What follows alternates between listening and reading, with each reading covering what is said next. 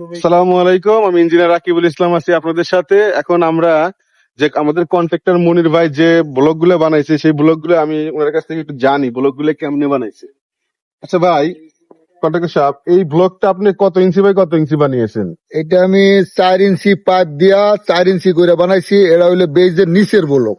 আচ্ছা, যদি আমরা 3 ইঞ্চি 3 ইঞ্চি পাইপে বানাইতাম তাহলে কি অসুবিধা হতো? 3 ইঞ্চি পাইপ দিলে অনেক সময় ব্লকটা কাইতেইয়া পড়ে, কারণ ওর চিকন থাকে তো, আর চওড়া থাকলে ব্লকটা বৈশা থাকে। আচ্ছা, তো সময় তো ভিউয়ার্স আপনারা শুনলেন কন্ট্রাক্টর কি বললো, এটা আমাদেরও সাজেশন।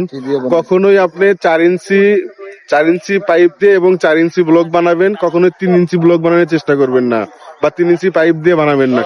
সেক্ষেত্রে 3 ইঞ্চি পাইপ দিয়ে বানাইলে ওই রড যখন আপনি ব্লকের উপর রাখবেন তখন রডটা স্লিপ খাবে। এই জন্য অবশ্যই 4 ইঞ্চি ব্লক দিয়ে 4 ইঞ্চি পাইপ দিয়ে ব্লক গুলা বানাবেন।